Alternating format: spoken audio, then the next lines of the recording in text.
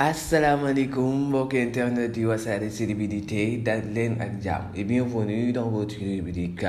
sur le plat comme d'habitude gars yëpp lañuy jël defal leen ko sur le plat ngeen tànn si bu leen neex xam ngeen ko yëg ngeen ko te gëm naa ni bëggoon ngeen lu leen si leer naa ni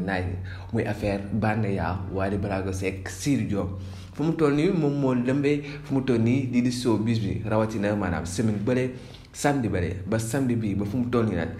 affaire yi ngi gën a leer waaye lu xew fu mu toll nii mooy kii di Ndeye Ndiaye Banaya Wally Ballago Seck da ko may benn 4x4 maanaam oto la ko may naamaat 4x4 Ford la ko may bu weex tàll fu mu toll nii nag moo sedd suñu bëri ñi nga xam ne ni ay fans kii di Ndeye Ndiaye Banaya lañu ba du gulet Wally Ballago Seck di may oto mais situation ni mu demee c'est ça le problème ñu bëri tamit jàpp ne est-ce que Wally Seck mu toll nii war na may Ndeye Ndiaye Banaya oto lan moo tax mu may ko pourquoi lu xew est-ce que Ndeye Ndiaye Banaya dafa dem complètement si foofu di Faramareen wala si Wally Ballago Seck point d'interrogation loolu yëpp ñëwagul waaye bu ñu jàppee si kàddu gi nga xam ne nii mooy Ndeye Ndiaye Banaya moom moo ngi sant bu baax Wally Ballago Seck toog na toog guddi jot Wally Seck daal di jël daal di koy envoyé web bi la xew lan moo tax ñun ko lii sa cachet la te cachet xam nañ ko maanaam kuy liggéey si yow muy am cachet bay Ndeye Ndiaye Banaya feccul samedi bi passé ñëpp xam nañ ni ñëwul si Wally Seck demul si Sidy Diop mais jot na cachet si Wally Seck waxatuñ loolu 2 heures temps wala 3 heures temps après ñu daal di ñëw daal di koy indi oto gaaree ko si bunu ko nekk lii Wally Seck moo ko may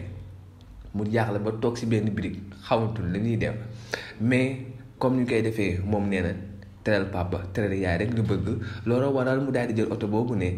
moom du ko dawal benn yoon parce que fu mu toll nii mënul dawal oto waajuram bu góor di dox wala di jël ay car rapide loolu waral mu daal di jël oto bi daal di koy jébbal papaam ne ko comme que Wally may na ma oto waaye man oto bi yow laa ko yéene yow rek daa ko war a dawal waaye loolu yëpp si ndigalu kii di Wally Ballago Seck gannaaw ba ko Wally may oto bi nee na woo na ko ba remercier ko bu baax a baax waaye nee na ko du ma def dara di nga xam ne nii doo ko yëg jërëjëf si oto bi waaye oto bi dinaa ko may sama papa mais comme d'habitude Wally Seck c'est Wally Seck mu ne ko defal loolu te boo defee loolu def lu la war loolu yëpp nag wax na ko waaye problème ak Sidy Diop xam naa ne fu mu toll nii moom tamit bëgg ngeen si xam dara lool jàpp na ni problème ak Sidy Diop dara xewu fa Sidy Diop dafa ko dara maanaam li Sénégal yi di wax naan kii di Ndeye Ndiaye Banaya dafa wor wala dafa xeeb Sidy Diop wala dafa gis leen loo xam ne moo gis Sidy Diop moo gën Sidy Diop loolu yëpp amu si moom daal toog na gannaaw ba mu tasee ak kii di jëkkëram bi nga xam ne nii moom la bëgg mu toog jàpp ne il est temps mu daal di changer vie am def leneen maanaam changer complètement de vie def pause di fecc bi waaye quitté si label boobu di si Subatel musique waaye ak artiste bi di Sidy Diop looloo waral mu daal di dem bàyyi lépp def pause gannaaw bu muy dem si Wally Seck sax jàppoon na ni si xelam moom def na pause waaye show bi ak nii ñuy kontaanee moo tax mu daal di yëkkati kàddu yooyu la waaye moom rëccu na lu tax mu daal di yëkkati kàddu yooyu ça veut dire que demul sax fu mu toll nii si Wally Ballago Seck en tout cas Ndeye Ndiaye Banaya ak cœur ouvert parce que boo gisee am na yu bëri yi nga xam ne nii tontu na si maanaam si vidéo bi nga xam ne sax ñoo ngi ko doon wax am na sax temps yi ñuy génn si TikTok bi si ñu jàppee ay kàddoom naan jéekatu